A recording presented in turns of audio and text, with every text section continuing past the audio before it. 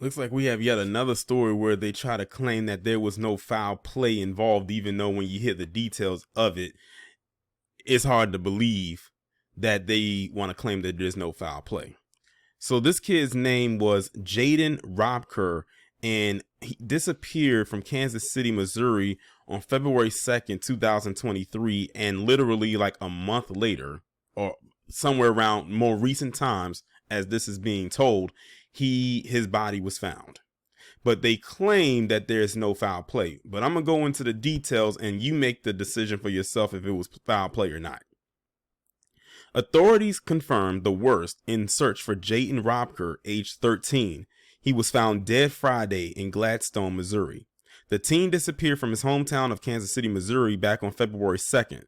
He was last seen around 3 p.m. on a black skateboard and wearing a green camouflage hoodie, gray sweatpants, and black tennis shoes, officers said during the search. And ironically, this picture right here is literally the description of what I just read. So this is probably one of the last pictures of him. Family is concerned for his welfare, officers wrote at the time. Gladstone police conducting a death investigation said in a press release that preliminary autopsy results indicate no obvious evidence of foul play. It is unclear how he wound up in Gladstone, specifically near Inglewood Road and North Broadway, which is approximately a 17-minute drive from Kansas City. I'm going to tell you how he probably ended up there. Someone probably snatched him up, because I refuse to believe that he rode his skateboard 17 minutes in a whole nother direction. That's a lot of pushing. Authorities confirmed Robker's identity on Sunday. I kept telling my brother I need to search these ponds, Jayden's aunt Susan Deedon told WDAF in a Friday report. I just didn't know there was another pond over there, or I would have gone and looked. Even if he ran away for a reason. So we're mentioning now a pond. So now is this indicating another quote unquote water death? The last time we talked about a water death was a couple weeks ago? And he was only a few years older than him, because I believe he was 19. And I believe that was in Minnesota. All we got is they're 99% sure they believe it's Jayden, and that we'll find out more after the autopsy tomorrow morning, the teenager's uncle Derek Robker said at the time. This isn't the outcome we were really hoping for. We were hoping we'd find some answers, but not these ones. He had a lot more life to live, to graduate, go to college, get married, and have kids. That won't ever happen with Jayden now, his grandmother Kitty Robker said.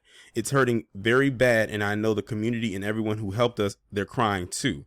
We believe somebody put him there. I believe that too. There are some questions that need to be answered in this case. We hope it can come to closure for us especially, but also for Jayden.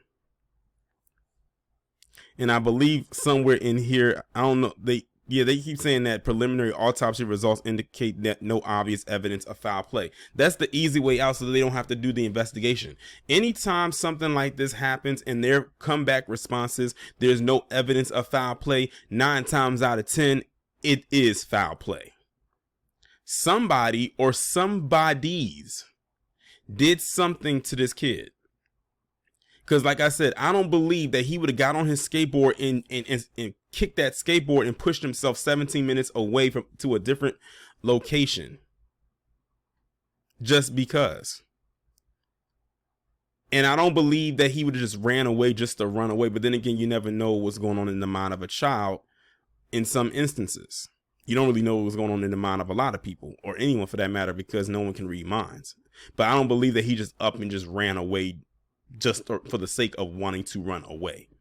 There's definitely more to this story, but the fact that they'll come out and say, oh, there's no evidence of foul play, means that they don't want this story to go much of anywhere. Ever notice how whenever there's an incident involving black people and deaths that kind of mimic these types right here in particular, they always like to come back with, there is no evidence of foul play, as if somehow they just did it to themselves. Just like with Rasheem Carter. You know, I talked about him back in October when it was just a small story, but now it's gained legs because of them finding his body in the condition that they found it in. So you mean, are you going to try to insult our intelligence that he somehow decapitated himself and there's no foul play? Let them tell it is. someone or someone's did something to him. I believe he was kidnapped, he was snatched up, and he was murdered. That's what I believe. They can try to say that there's no evidence of foul play and whatnot, but you always got to examine the body thoroughly to see what is what. Because I refuse to believe that this kid got on his skateboard and just pushed himself 17 minutes away and he just ended up dead. I refuse to believe that. I refuse to believe that. And one thing they didn't ask either was, did he have a smartphone? And if he, because a lot of kids this age, sometimes a little bit before, will have a smartphone. They'll have a phone to call for emergencies. Why wouldn't he call? I refuse to believe he didn't have a phone on him, especially with how a lot of kids these days are connected to social media. It's so many questions that need to be answered, but I hope the family doesn't just die on the hill of it was no foul play. Because they're going to lean into the thing of he committed suicide. No. They would want that to be the outcome, because then that means they don't have to investigate further. Not that they even wanted to investigate in the first place.